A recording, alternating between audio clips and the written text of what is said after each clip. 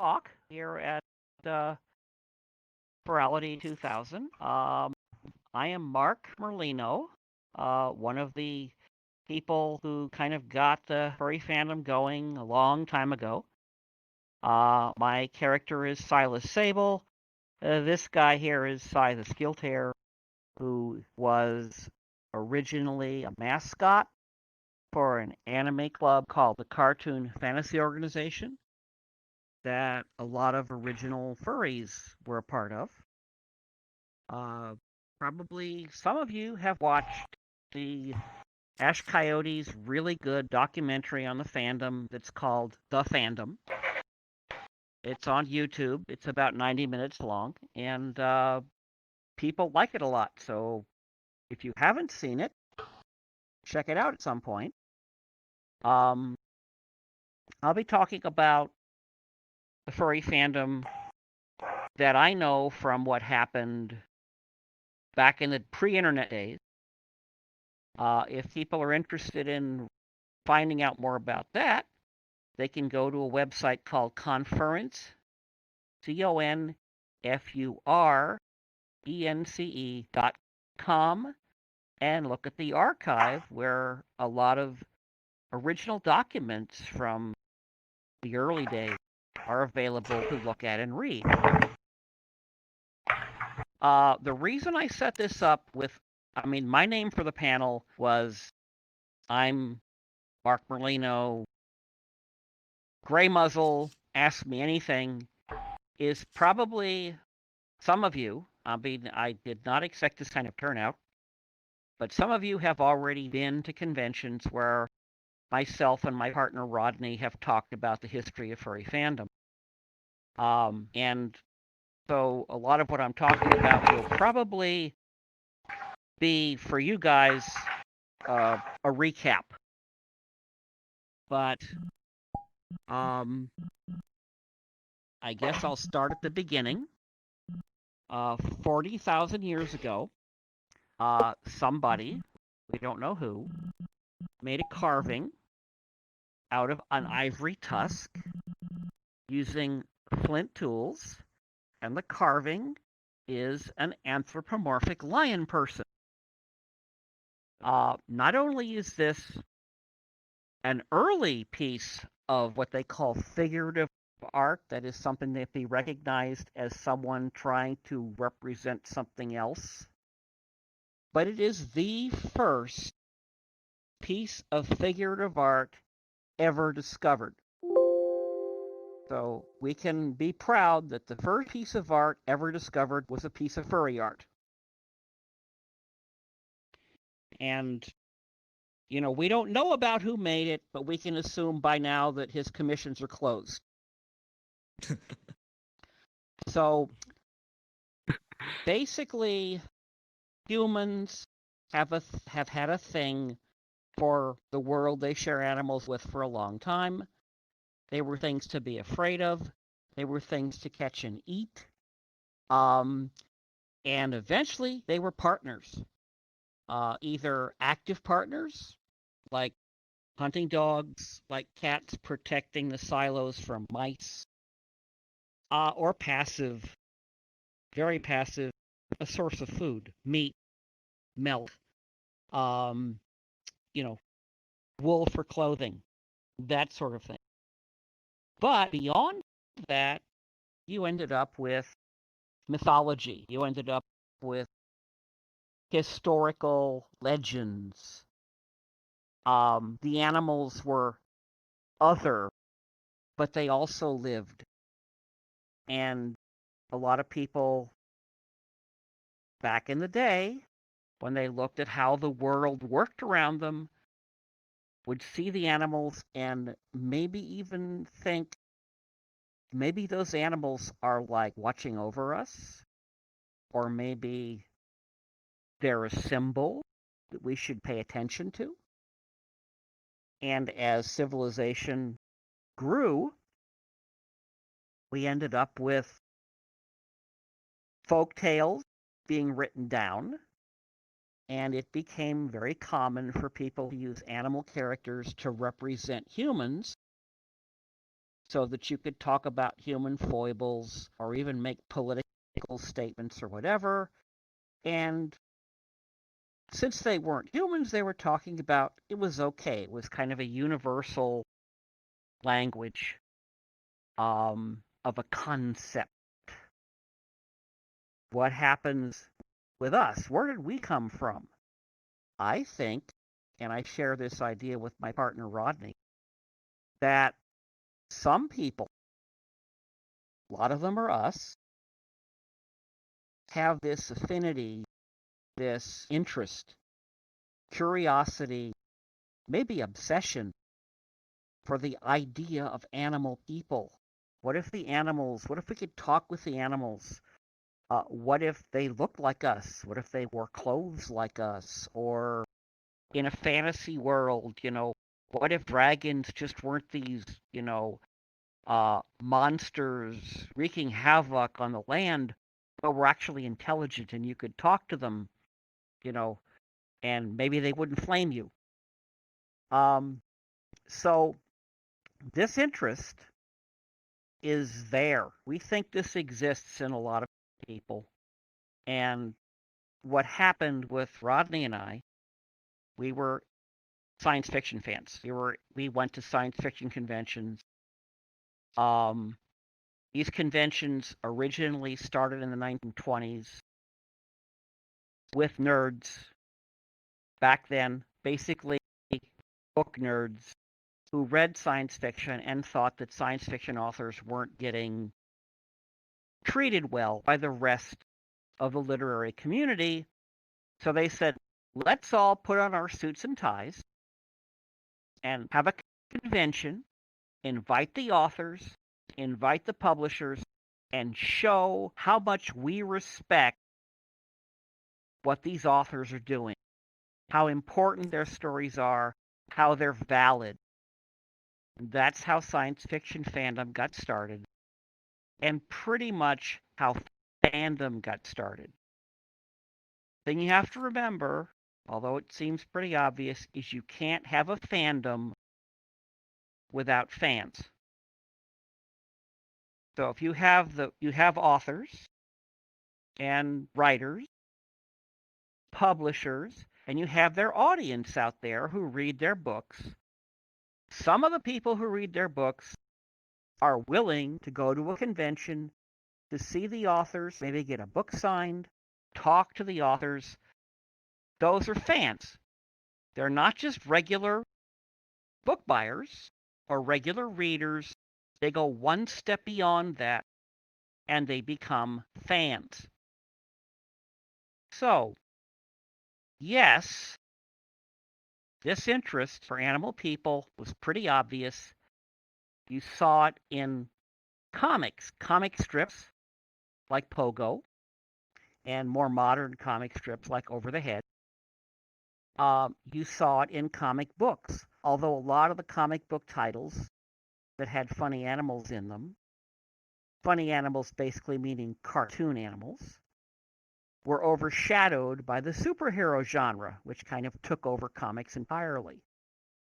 But you also had amateur artists, and you had artists who were counterculture, who wanted to use those animal characters to make statements, called underground comic artists.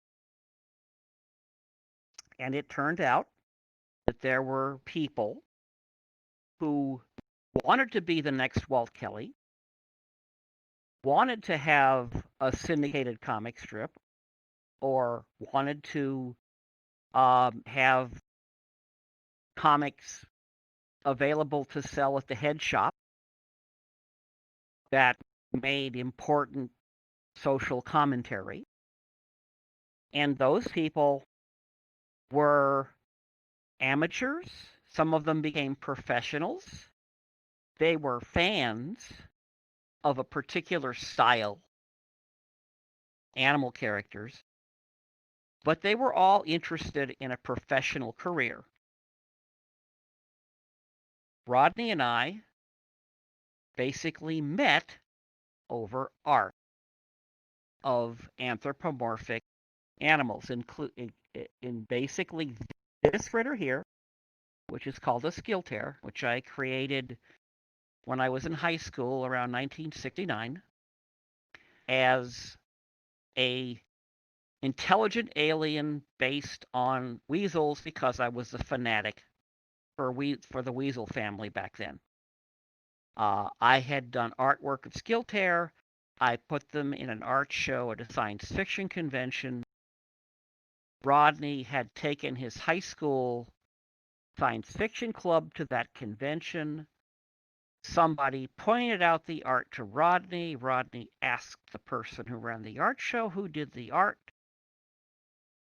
They sent him to me because I was running the video room, doing a video screening, which is something I did back then. And he goes, "Why do your pine martens and otters have antennas?" And I said, "Wow, you recognize their pine martens and otters. Back in 69, or this was actually 1980, back in 1980, people didn't know what those animals were in the U.S. Not really. They might know what sea otters were, but they didn't know about river otters. They didn't know about pine martens. Um, and here's a guy who actually can tell that my cartoony animals were actually supposed to be otters and pine martens. So I said, "Hey, sit down and I'll tell you about it." And that was nearly 40 years ago, and Rodney and I are still together. So that is how I met Rodney through furry art. Wasn't called that back then, though. I had, at the time, being an animation fanatic, because animation was the media that you get to see furries moving. Nobody was making live action films, well, except for the Planet of the Apes series, which Rodney, by the way, loves.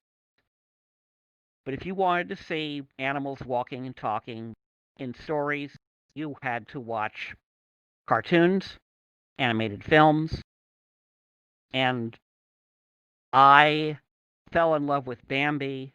Because my parents told me this because I was too young. I was 4 years old. I fell in love with the movie Bambi. Rodney fell in love with the movie Robin Hood, the Disney version. And this was the thing that basically cemented our interest in animals, talking animals or animal characters. And this is how we decided, after going to comic conventions and science fiction conventions, to start hosting parties. At the time, artists had parties. Cartoon artists had parties, and they had a magazine called an APA, the Amateur Publishing Association. Basically, it's a magazine made by a club.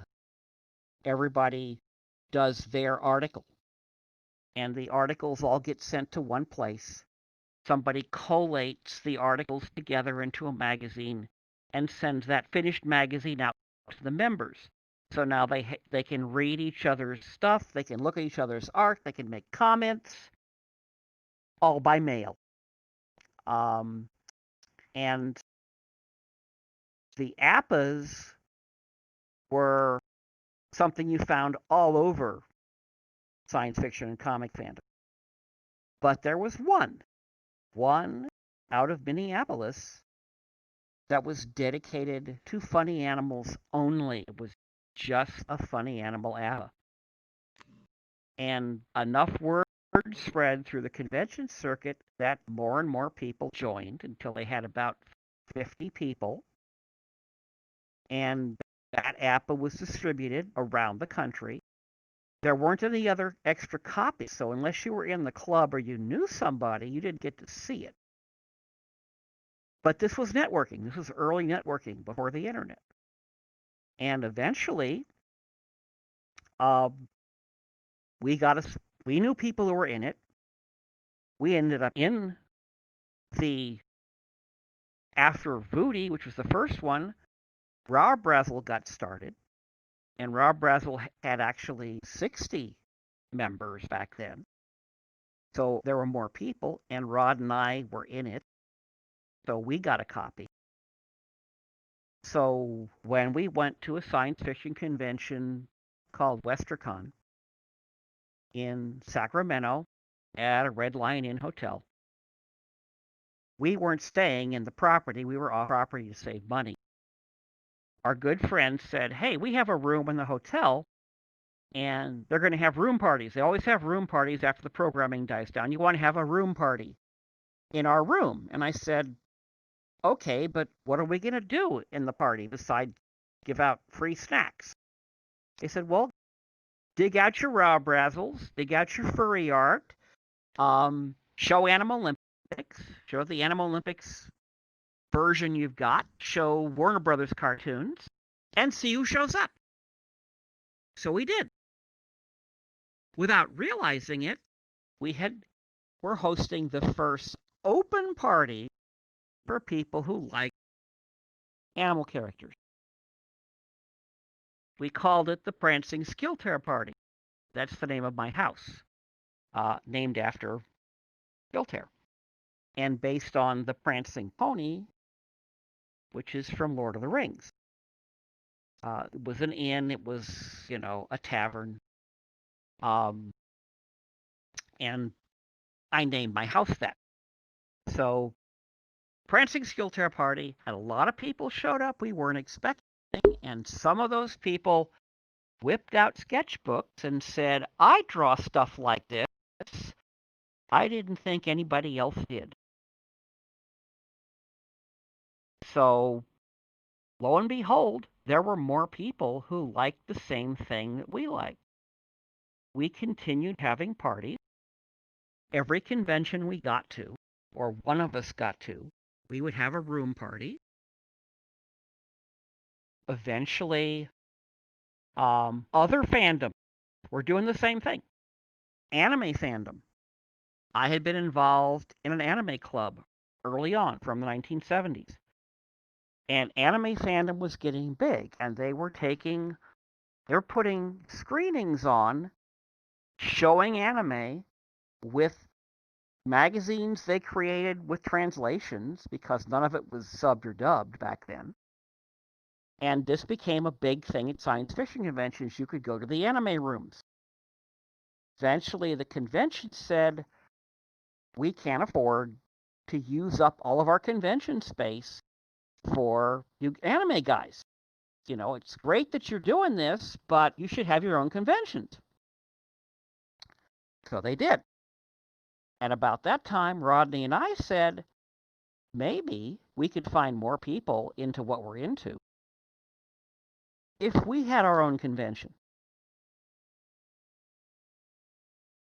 What had happened was, living in the Prancing Skill Fair with a bunch of furries and some non-furries, we didn't have a name for what our fandom was. It was kind of funny animal fandom, but not really. Basically, one of my roommates, who was a D&D nut, was running a BBS. Now, BBS is an early computer communication system where you have a computer running files that people can call in and make comments on or communicate with each other over a telephone. And he had a BBS, and he used to talk about fandoms, not just gaming fandom, but all the other fandoms, comic fandom and science fiction fandom and all that. And in a discussion, he was talking about how there was a faction, a side group in Southern California fandom for people who collected plush animals. This was just as a collectible, because right then and there were lots of really good wild animal plush animals, and people started collecting them, like, Beanie Babies became collectible years later. And these people called themselves fuzzy fans.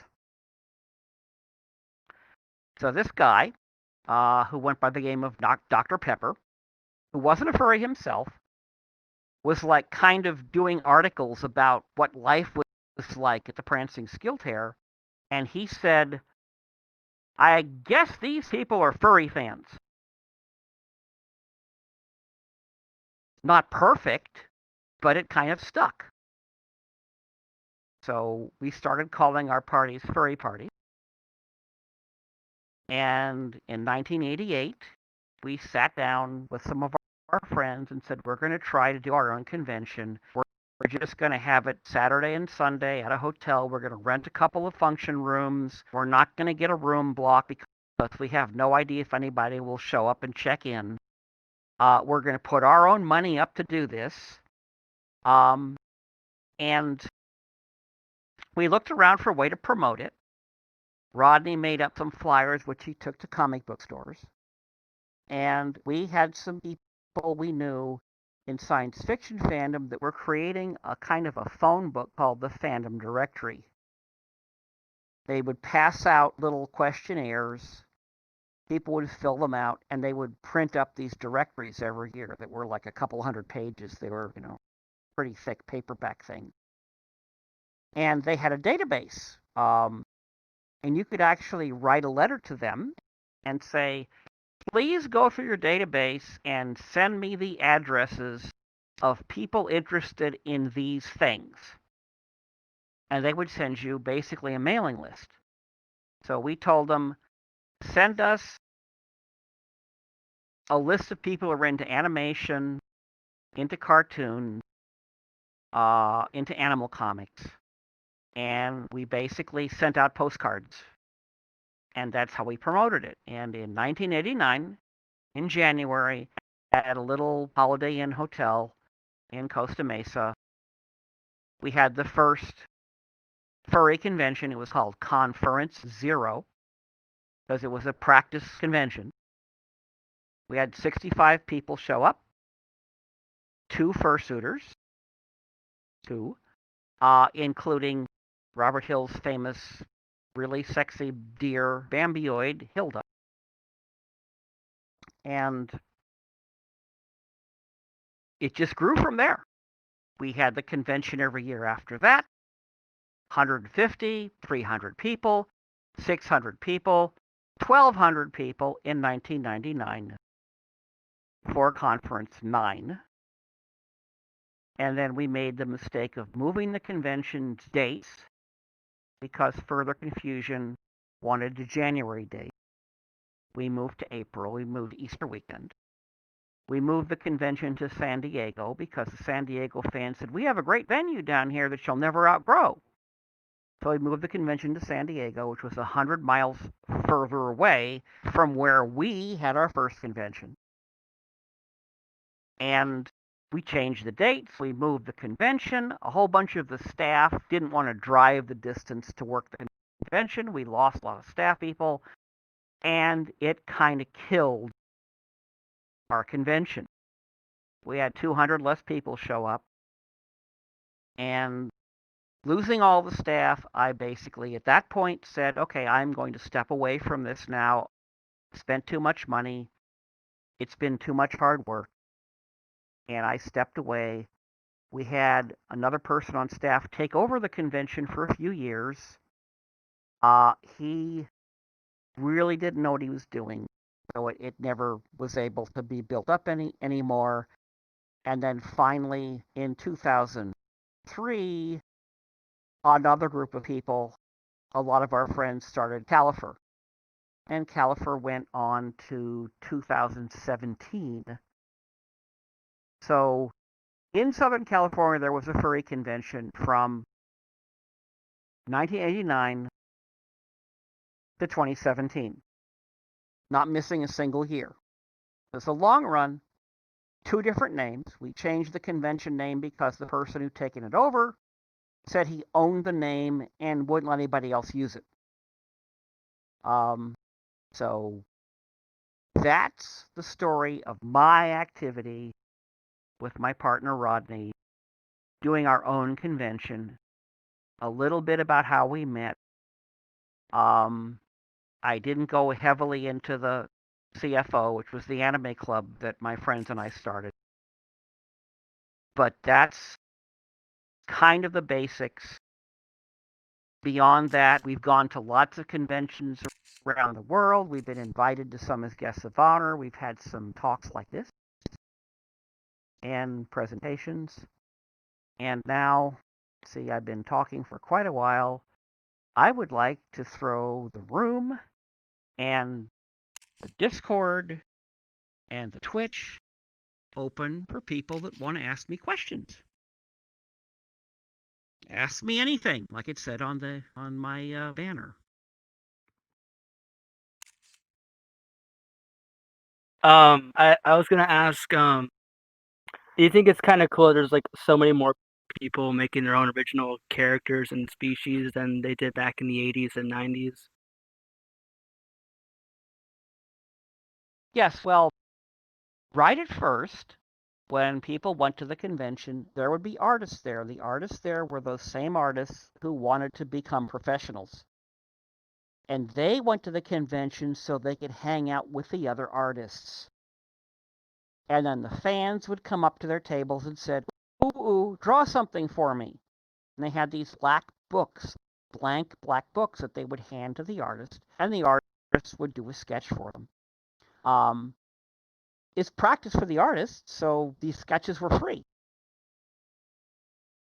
What happened was, and this happened with a friend of mine named Ken Sample, who's a very good furry artist. He was in the New York chapter of the CFO, and we would trade art back and forth. Probably other people thought of this. There were artists I knew who would draw characters in their comics, usually side characters, that represented them. They were kind of their personal avatars in the comic.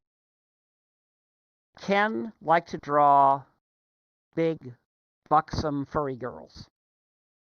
And sometimes he would draw them with himself as a caricature reacting to the big, buxom, furry girls. At some point, suddenly, it wasn't a caricature of Ken anymore, excuse me, but it was a really cute cougar guy that was built just like Ken, but he was a cougar. And suddenly, this was the character he drew all the time, reacting to his furry girls. And we saw this and said, oh my God, it's Ken Cougar. And Ken said, oh, no, that's not me. That's not me. I say, Ken, it looks just like you. It has your same hair, wears the same clothes, has the same glasses. It looks just like you. No, it's not me. So Rodney and I and some of our friends who loved Ken Sample's art started thinking about making characters that were us. I came up with Silas Sable, who's an anthropomorphic, humanoid pine marten. Rodney came up with a mink. My partner Andre came up with a tiger. And we would have Ken draw these characters, or we would try to draw them ourselves. Ken was a much better artist. And these became our personal avatars. They were us in furry form. This started catching on. And now when people would go up to the artists and hand them their black book, they would say, draw my character in your book. My character is a hyena, or my character is a fox, or whatever.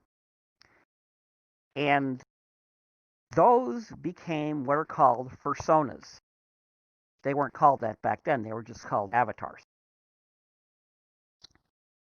This was kind of a sea change because two things happened. One,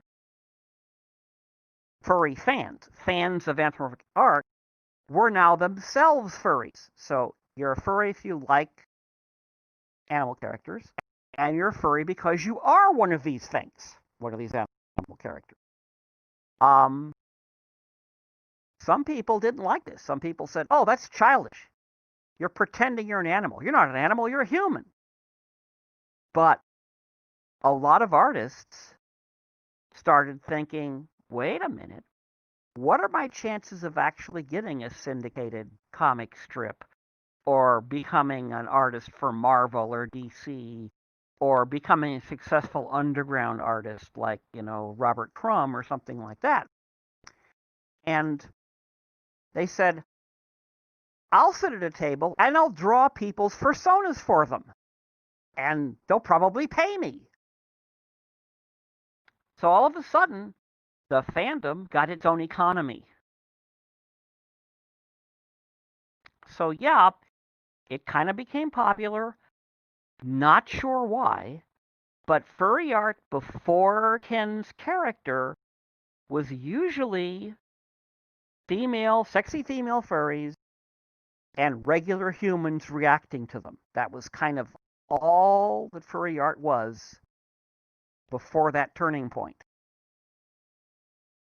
And a big thing that happened then too, which doesn't not part of your question, but it is important, is that the muck started up.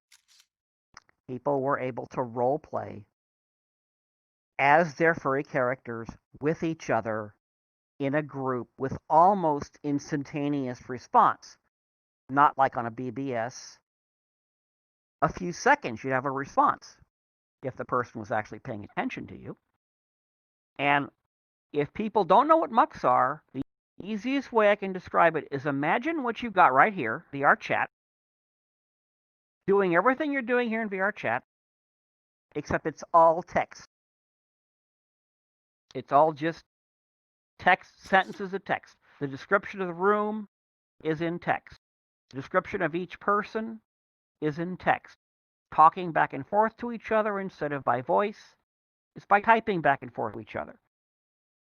Lots of people discovered furry. They already were furry, but they discovered it because they were college students or university students, or they had college accounts. They had a terminal, an ASCII terminal, a modem, a phone line, and a way to connect. And they discovered this whole world of furry people to interact with. And after we got to conference number 3, the people on the mucks showed up en masse to our convention,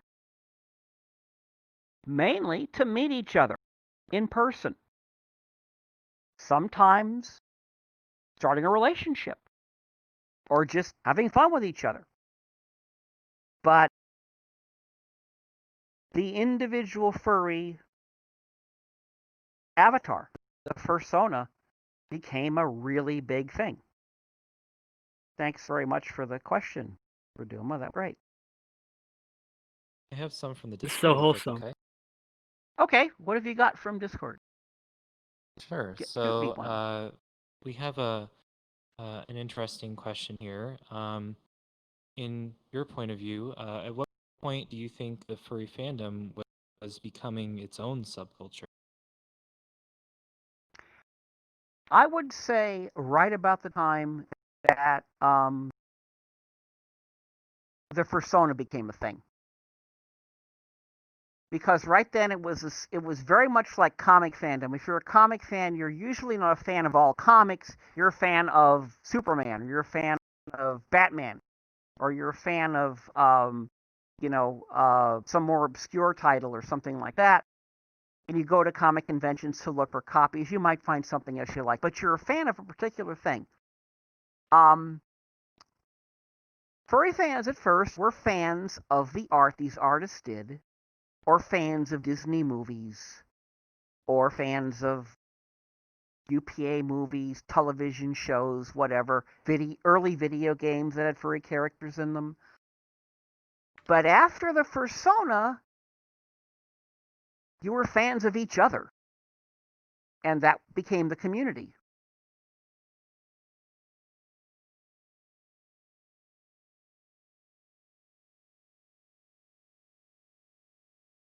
I couldn't agree more.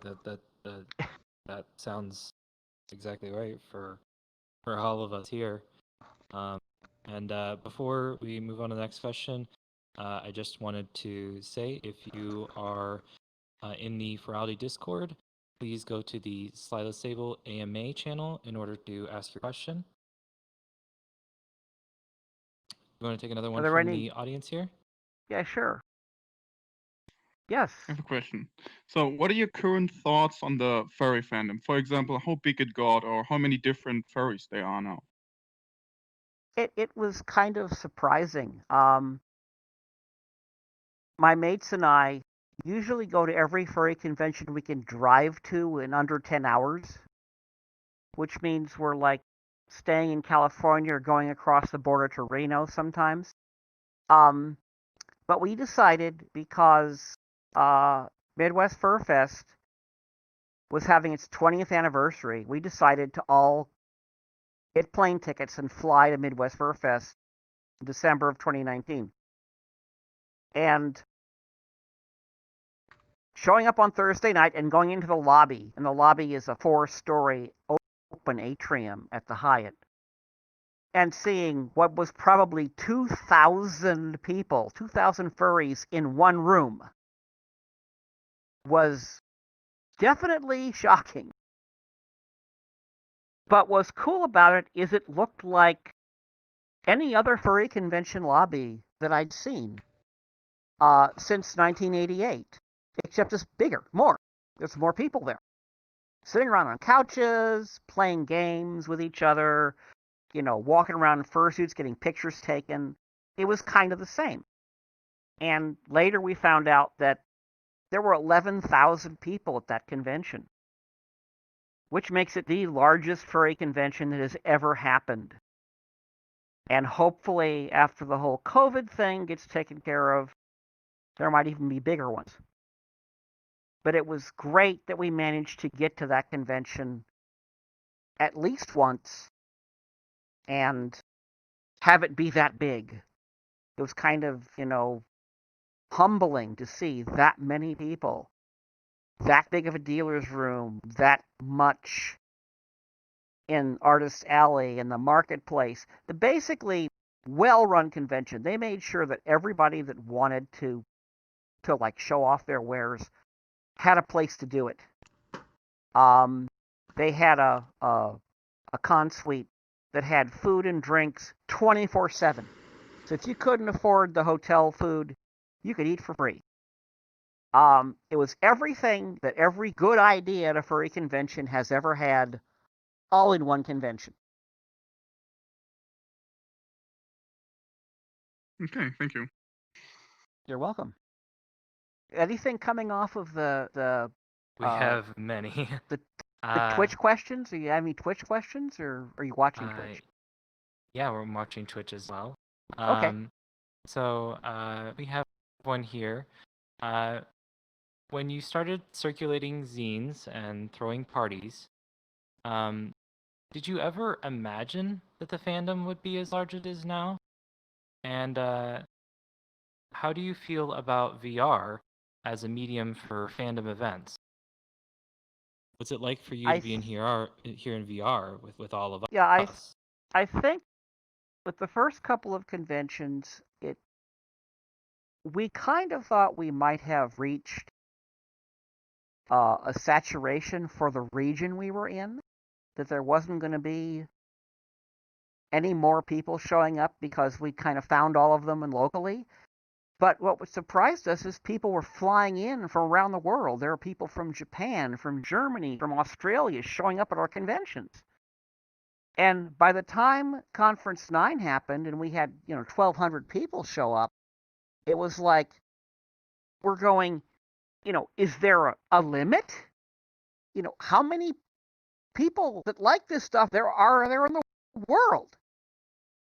And at that time, there was only one furry convention, ours. And everybody that was a furry that could afford it was trying to get there. So yeah, it was a surprise. It really was. And as far as VR chat's concerned, I mean, look at it, and we had people writing letters to each other first, trading artwork back and forth, then going to furry parties, everybody hauling their artwork down to the copy shop and copying everybody's art. Then we had zines, like the first one was called Furversion, which started out as a mailing list, and then the mailing list with art, and then with stories, and it became actually a magazine that anybody could get a copy of. Not an APA, because APAs were only for people in the club. So that's how communication happened. And then chat room. There were chat rooms on AOL, furry chat rooms on AOL and Prodigy and places like that. Then there were the mucks, but the mucks were kind of exclusive in that you had to have an account to get on them. The account is usually a student account, and most universities and colleges would give student accounts to anybody. So if you're clever enough to know you needed an account, you could call somebody and they'd give you an account.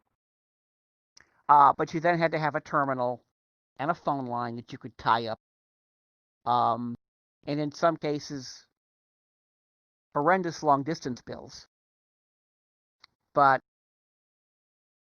that's, that was BBS's. Now, we had a BBS in our house, which we called the Tiger's Den. And it started out as a BBS with just a bunch of boards to discuss stuff on. But Ken Sample in New York City and Andre Tiger, my partner who lived with me, it was his computer, it was his Apple IIe.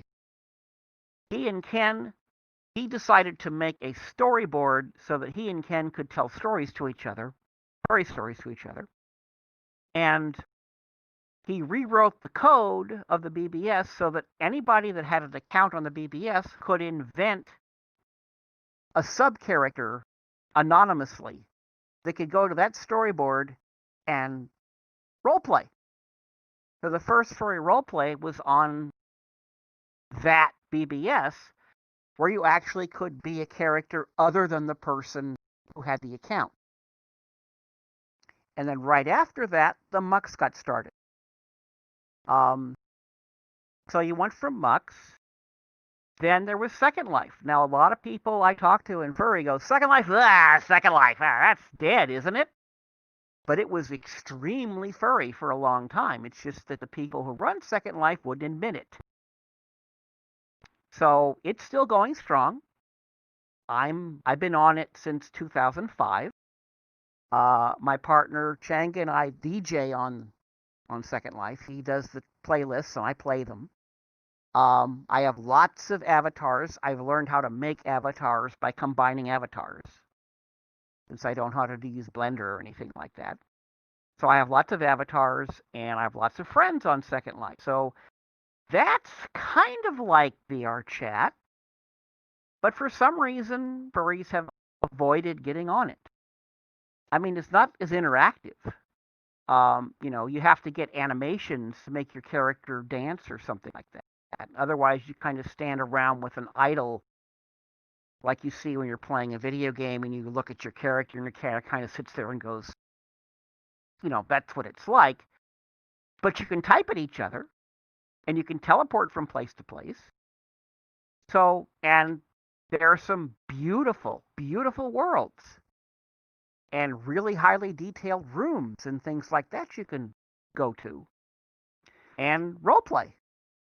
So, to me, VR chat is not that big of a jump, but obviously, it's really like a furry convention that just goes on forever. You log on, you see where your friends are, you get invitations, you invite them, and you're all wearing a fursuit because you've got limited vision. See, I'm standing here and I can't even tell you're there. So it has limited vision like a fursuit, and is kind of a costume. So Yeah. Sure. it's great that this happened. It's great that, VR chat's older than the COVID thing. But it's great that right about the time the COVID thing hit, we started getting amazing avatars. People who have a fursona generally would like to look like their fursona. And having somebody make you a custom avatar, even if you have the time for it, it's going to cost you money. But if you log on to something like VR Chat and there's these gorgeous avatars, it's like, well, I can wait on my fursona. I want to be one of them. So it was perfect timing.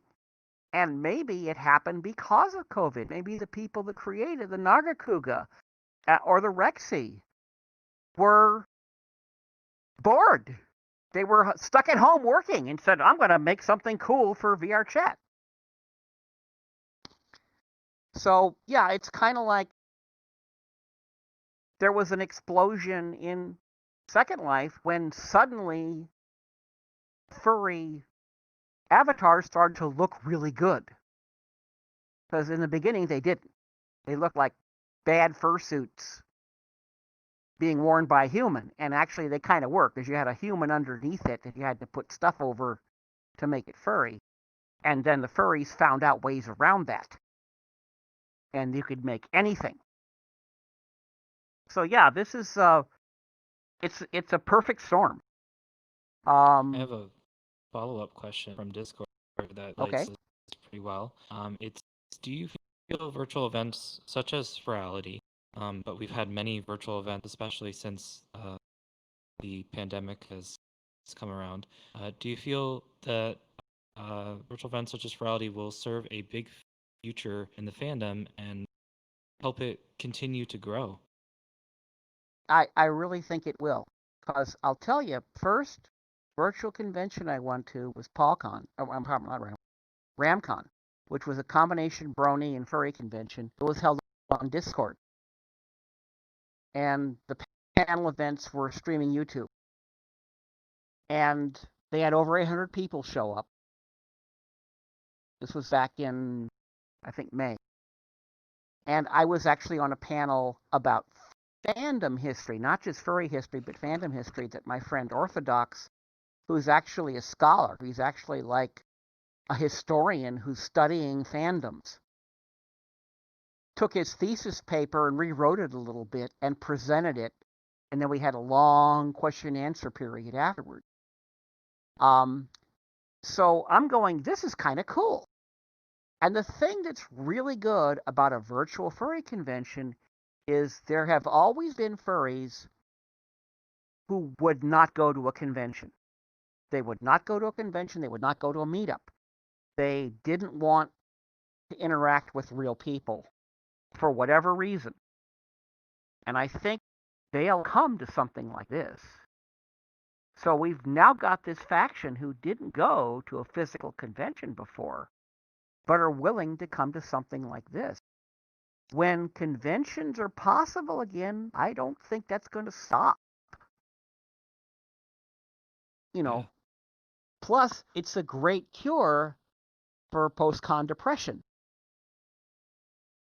absolutely. I think we'll do we have any other questions in the audience? How about in the room here? Yeah. Well, Ah, just wondering, what do you think about like how the style changed for furries in general? Like, that's interesting. Yeah, the art style. You mean the art style? Or yeah, like the yeah, fursuit style? Yeah, I think that uh, a lot of the influence in the beginning um, came from two different places. One was artists and illustrators who had created characters that people really liked that were based on something. Like, for example, Jerry Collins' Bambioids and Cat Bears and Gnarfs and all that were kind of based off of anime characters. He basically took the sexy anime character and made it into a deer or made it into a cat instead of just having cat ears.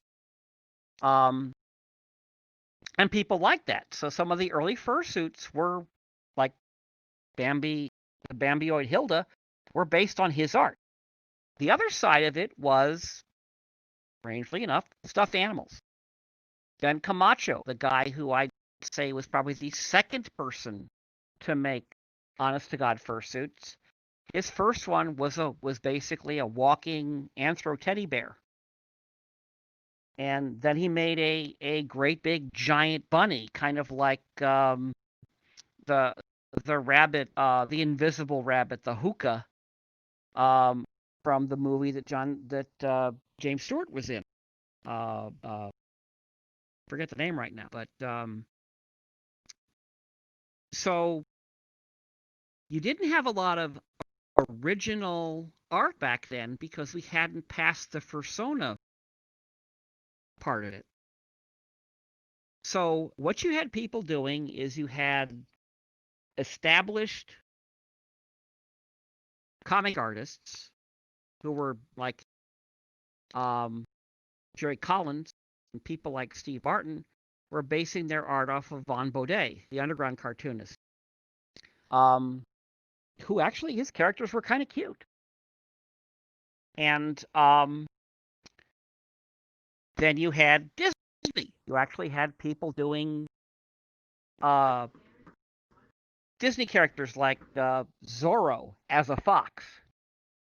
Kind of like if you imagine, you know, Robin Hood, except he's wearing a Zorro cape and hat and mask and has a sword.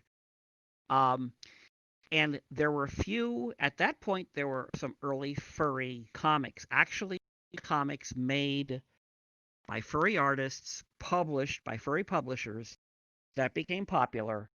And you would start to see the characters from those comics showing up as fursuits. There was a technique for making fursuits back then that has pretty much been all but lost, where you use closed cell foam when you carve the head and then glue fur to it. The advantage this gives you if you're a good sculptor is you can make the head look like anything. So there were comics by Harold Curtis that involved kind of a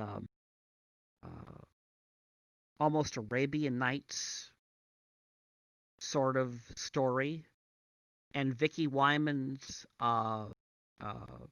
ever-changing palace stories, which had unicorns. And people would, using this foam technique, they would make characters from these comics to show up at conventions. And then eventually you had people who just said, you know, I want a fursuit of my fursona's a fox. And you have, you know, one thing that's probably noticeable, you have a lot of generic canine fursuits. Because it got to the point where they're simple to make. In a lot of cases, they use common bases. And what becomes unique is your fur coloring or your fur pattern or something like that. There's a funny joke t-shirt you can buy called The Lazy Furry Artist. It has the same picture over and over again with a species name under it. You know, dog, cat, griffin, dragon, and it's the same animal with like different horns or a different tail or something like that. There's a lot of fursuits that kind of look, if you stripped away the colors and the accessories, they would kind of look similar. But not all. There are people who are making realistic, based on a design or based on the real animal, that are also making fursuits, which are kind of neat. Or if you have a fantasy animal like a griffin, you actually study like a hawk's head or an eagle's head, and you make the head look like it's a giant hawk or eagle head, and then the rest of the costume to go with it. So it's amazing, not just the variety, but just the sheer quantity of fursuits. Like there's so many people. It's still about 15%. So if you've got a convention with 300 people and there's 15% that are fursuiters, that's not many. If you've got a convention with 11,000 people and there's 15% people with fursuits, that's a lot of fursuits. I myself don't have a fursuit. I'm kind of interested in it, but I never got one. So maybe I will. My mate, Sari, has the first fursuit, official fursuit, in the Prancing Skilter house of his rat character who's a doctor. named Crystal. So yeah, that's one of the sides of fandom that we weren't really participating in, though a lot of people we knew were.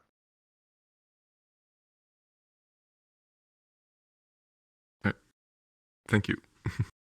You're welcome.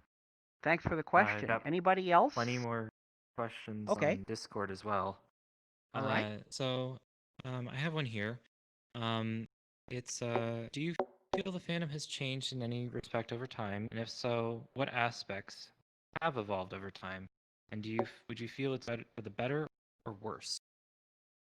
Well, I think one of the most important changes was um, the furry economy, the fandom's internal economy.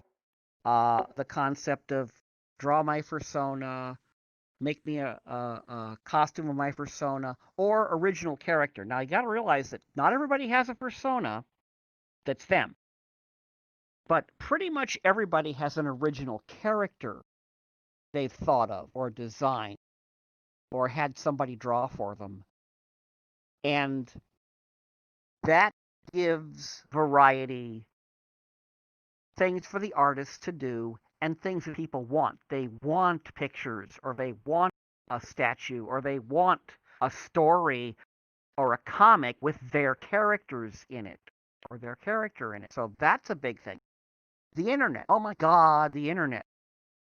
A lot of people say the furries invented the internet. And if you look at the jobs that a lot of furries had around the time the internet happened, it's easy to see that that might be the case. So many furries in IT, and not just in base IT, but way up in it. Or coding, designing, TCP stacks and stuff like that to make it all work. And you can be a furry really easily on the internet. Like they say, on the internet, nobody knows if you're a dog. So there you go. And you've got everything that furries do, you can do on the internet. You can do role play. You can just chat, just talk about your life with somebody, make friends. Artwork. You can look at artwork. You can commission artwork. You can do artwork and sell it. Music. You can compose music. You can listen to music and share that with your friends. You can do concerts on Twitch. It's like all of the aspects of furry, except actually physically meeting, you can do on the internet. And then things like this. But the thing that's important to remember, like Walt Disney used to say, remember, it all started with a mouse. Furry fandom, no matter how big or diverse or much it spreads out, and even maybe fractions, unfortunately, it's all furries. Like the old woman said, what's the Earth? Oh, the Earth is flat. It's on the back of a turtle. And the guy says, well, what's the turtle standing on? And she says, another turtle. And he goes, well, what's that turtle standing on? And she says, you can't fool me. It's turtles all the way down. So essentially, Church it's furries all the way down. That's not changed. I don't think it can change. What I do see a lot is I see a lot of people back in the day when you're furry, it didn't matter what else you were. It's like, I'm a furry. And I'm a black kid from New York, and I'm a furry. Fine, you're a furry. That's all we care about. I'm an Indian from Arizona. I'm a Native American from Arizona, and I'm a furry. Great, you're a furry. It's like, I'm a gay college student, and I'm a furry. Fine, welcome to the club. Now we're starting to see people go, yeah, I'm a furry, but I'm also black. And is that important? Should there be like a black furry meetup? Should there be gay furry meetups? That'd be a pretty big meetup. And it's like, that's completely all right, just as long as it doesn't break the fandom up. Because, strip everybody down to a brain in a jar, you're still furry. And nothing else changes that. But I think this is the reason why the furry fandom keeps growing and doesn't seem to falter. People who followed the brony fandom, and the brony fandom, by definition, is just My Little Pony fandom interested in only one show, the new show, Friendship is Magic, just that show. The brony fandom is the furry fandom compressed into 9 years.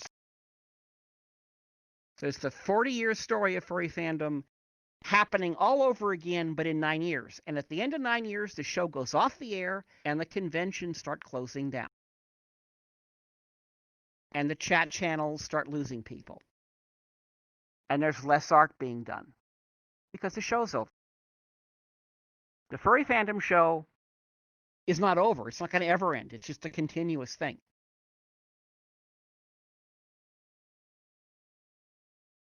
So I think that for the most part, that's good. That's a good thing. And I think things like this, I mean, how much better? This is VR chat. This is still pretty primitive. How much better could this get? Could all this rig we're wearing be made portable? Can we walk around and still be in VR chat? Possibly, and probably likely. Yeah. Will we all have full haptic suits? Will the cities and towns we lived in be modeled so you can actually walk around your town in VR chat or in VR? And maybe,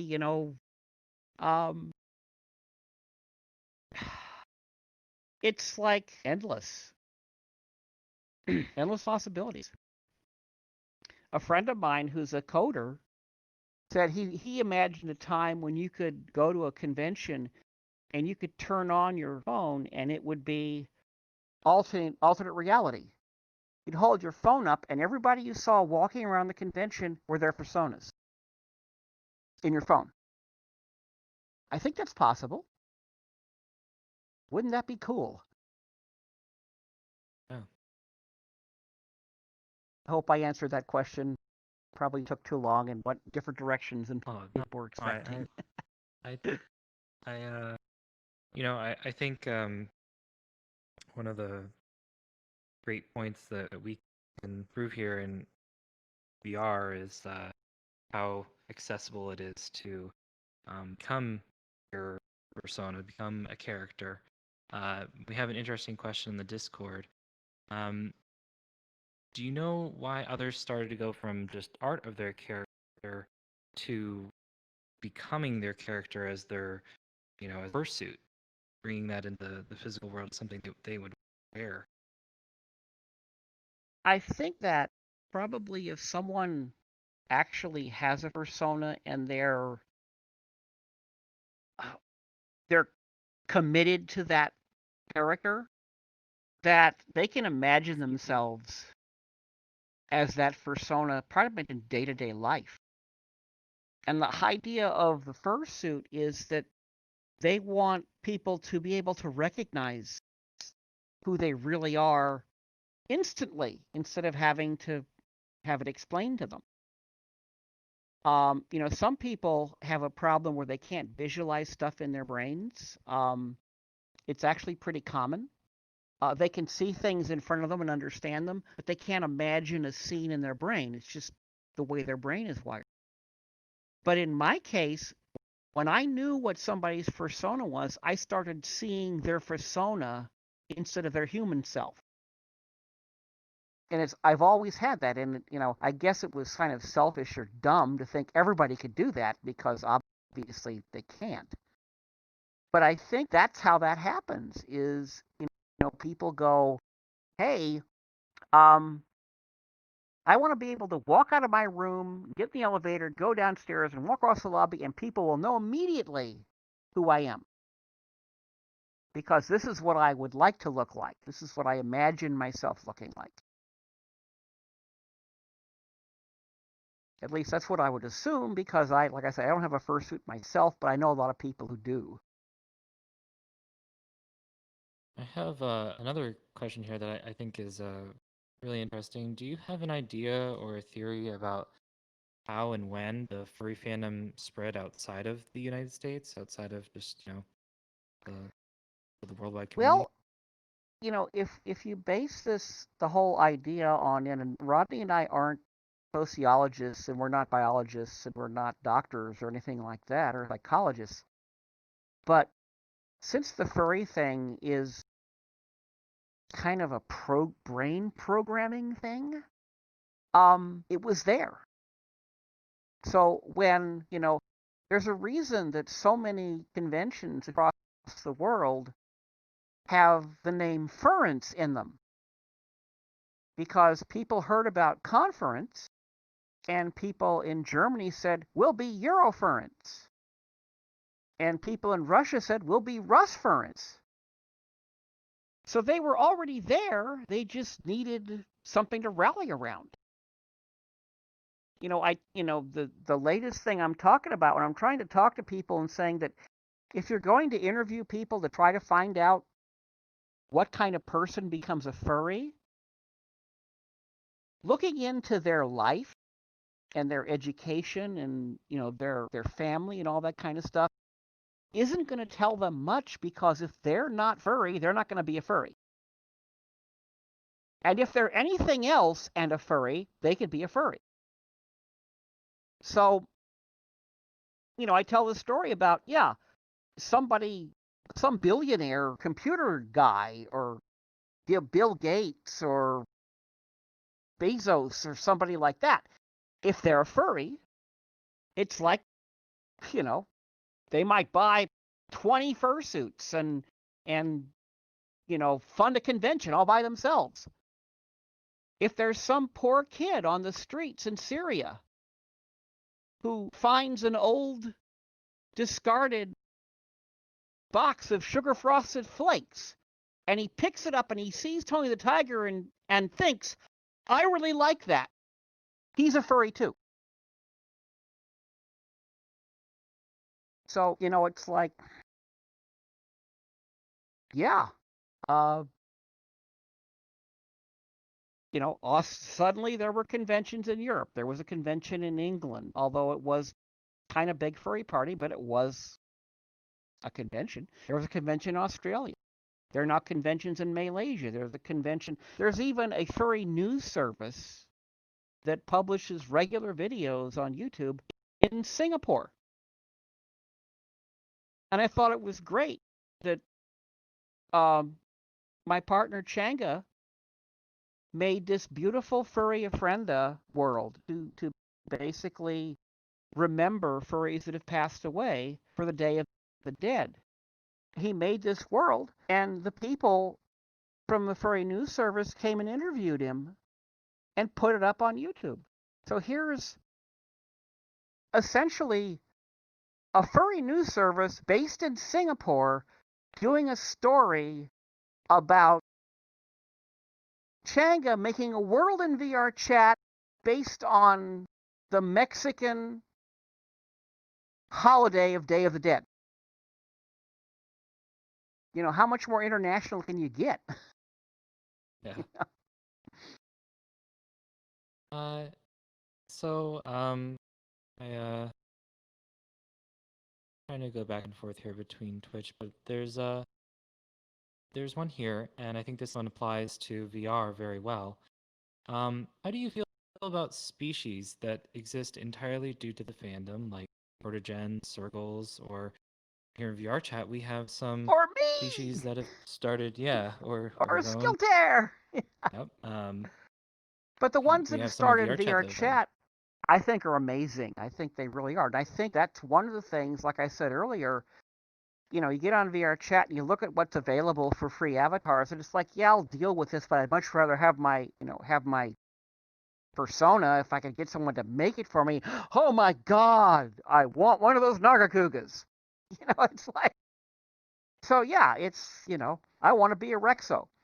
Um, and that was like the first avatar that I grabbed after I had a VR rig. Before I was on VR chat, I was just desktop, and I would just grab a free avatar and wander around. Didn't know anybody, but when I got on with the Rift S that Shanga got for me, um, I started looking around and I saw a Rexunium, and I went, I want one of those. I think it's important. I think it's one of the things that kind of made it explode, kind of made it work. First, I worry how many people can VR chat actually handle. I think we try to find that out each time we hold a Furality online Yes. experience. Um, so I have one here. This touches on a subject that I think many of us here have dealt with. When do you think the fandom started to get a following of haters, and what do you think caused that? Ooh, okay. This gets highly opinionated, and I'm sorry about that. But I have my own theories, and a lot of the theories are based on fact. A couple of things happened. One of them was that a filmmaker, guy that made art films, who was also very much into the Hollywood and LA kink scene, went to a furry convention. I don't know if he got invited or whatever, but he actually bought a membership and he went to a conference convention. And he saw a lot of people dressed up in fursuits. Some of them had, harnesses and dog collars and leashes and shit like that. And him being very much into the kink scene, thought that he had discovered another angle on kink. And he thought he basically walked into basically a kink convention. And he interviewed several people there, and he asked if they'd be willing to work with him on making a film. Not really a documentary, more of an expose. So he made a film, and he got a couple of people, several people who he talked to who showed up said, no, you're not getting it. I don't want to be involved in this, and they left. But a couple of people hung out because they wanted to be in a movie. One of these people was fursuit maker, very well known, and he was also kind of into the kink scene.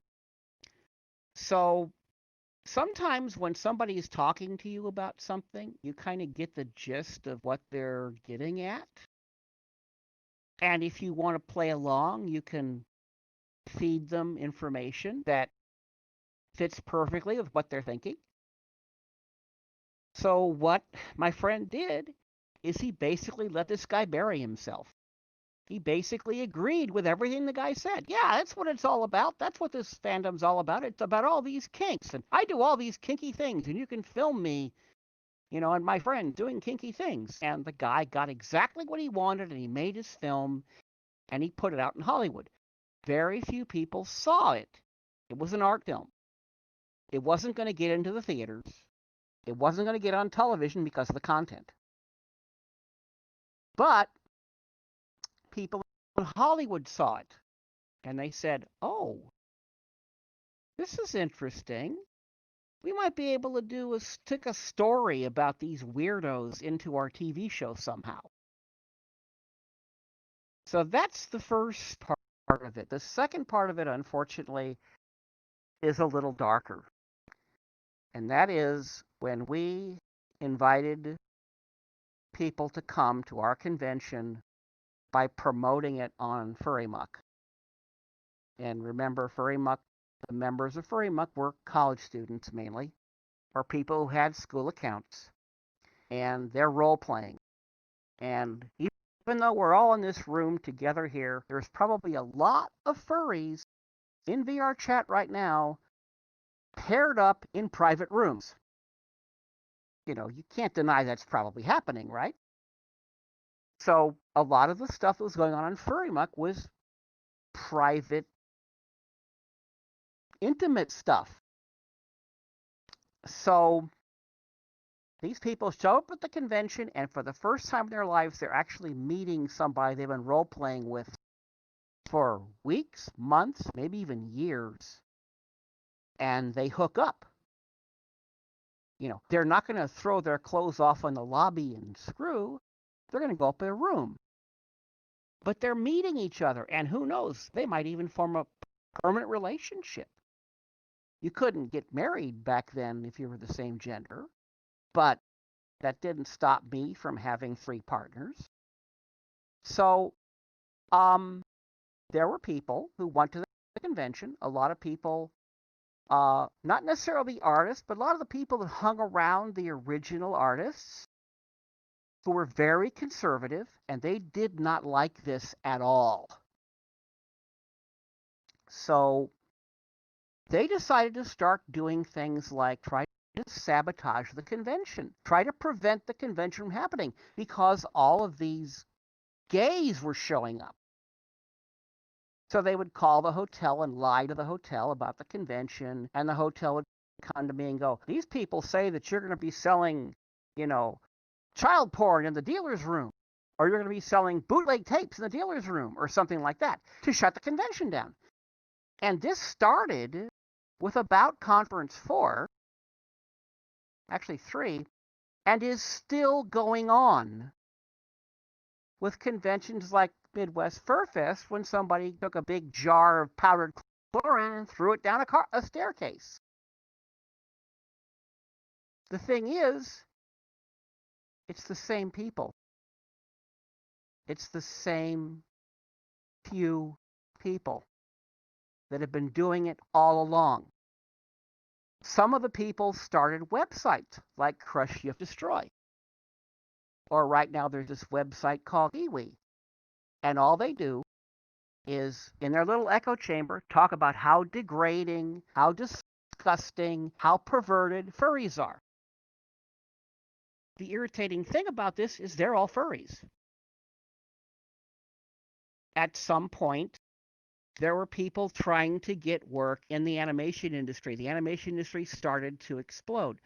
I'd like to think that the CFO, our anime club, had something to do with this, because for the first time, US animators were seeing what the Japanese were doing, and it was great.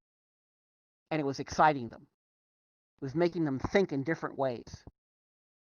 But the animation industry started to grow, and artists from all over the country who were furry would go to Hollywood to get a job, and they weren't treated too well. And a couple of them were told, if you're involved with this fandom, if you're involved with these weirdos that do sexy furry art, you're not going to get a job in Hollywood.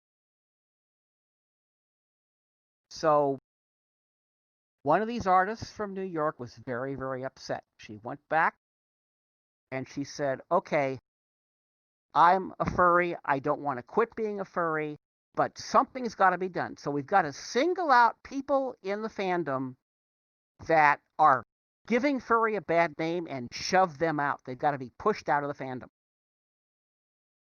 So she wrote a little manifesto and invented something called the Burned Furs, which probably some of you have heard of. It's mentioned in the documentary.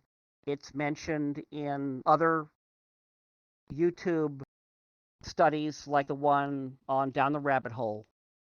But what happened is, her attitude was, yeah, we have to get these artists that are doing obviously super sexified art, so that people, the minute they think of furry, automatically think of that. And there were quite a few artists doing that. And, oh, by the way, if there's things happening at conventions that are sexy, like at conference, we had a live erotic dance show that was for charity auction that was adults only. We had something called the pet auction, where people basically would buy other furries for like favors, and fursuiters would parade around on the stage and people would bid money. It was all for charity. So it's like, we got to stop these things because people are getting the wrong idea about furry.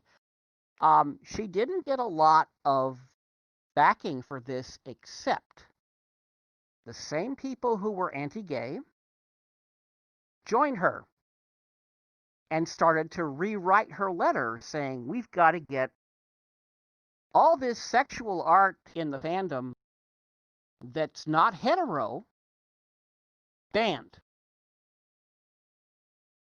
This is actually mentioned in the documentary by one of the people who runs conventions, saying that the push to clean up the fandom was a push to get the LGBT people out of it. So when this happened, a lot of people, the burn furs lasted a couple of years, a lot of people went, this doesn't seem right. In a fandom that's 70% on the spectrum, no, this doesn't seem right. These people are a little bit, they're whack jobs. And if you read the actual documents they wrote, or went to the conventions where they had panels, and you listen to what they say, yeah, they were a bit on the off. They were a bit off. They were not only super conservative, but they wanted to bully people. They wanted people to only do what they said. The last problem was related to this, and that's when certain people who were big in the fandom, and they were big in the fandom because they talked big. They basically said, hey, listen to me. I'm an important person in the fandom. And they did great stuff. I'm not going to say for a minute these people were not good for the fandom, except in addition to all the good stuff they did, they said, look, furries, don't talk to the press. I'll do the talking for you. Don't talk about furry fandom to anybody. When you come to a convention, do your weird stuff out of sight. Basically, all you gay furries, back in the closet. So if you put all those things together, then you can figure out where furry hate comes from. Plus the, oh, these people are into animals and they have a lot of sexy stuff, so they're zoophiles, which is super lame. And the other one, which is unfortunately doesn't even need the media support, is all these guys, all these old guys, like cartoony stuff that's for kids, so they must be using this to groom victims. They're all pedophiles. All those things put together, whether bogus or totally misunderstood, is where the furry hate comes from. Well, I certainly, personally would, like to thank yourself and all of the furry members of the furry fandom who were able to persist through those days and continue fandom and make sure that we we can be here today with the idea lived on, and look where we are now. So Well, I think we're gonna. Sorry, go ahead. that's great. I was just saying, everybody, this is about fun. Have fun. Be nice to each other. Be civil. Treat each other well. We're a family. And we're not the kind of family that gets together on Thanksgiving and hates each other. We're a happy family. We can choose who's in our family. And we're doing a great job at that. And I think that's important. And I'm really honored to get a chance to talk about this that I'm so passionate about at your convention. People who watch the documentary will go, I never heard of these guys. The reason you never heard of us is because it wasn't about us. We were trying to do something for all the people we found who loved what we loved, and it didn't matter that we were doing it. And now, after many years of Rodney and I feeling victimized by rumors and stuff that just never seemed to die because it kept getting churned up for reasons, finally, we get a chance to tell our story. Because somebody else, in this case Ash Coyote and her friends, decided it was important. And you and Furality and everybody here and everybody on the Discord and everybody on the Twitch, thank you so much for listening to me ramble on.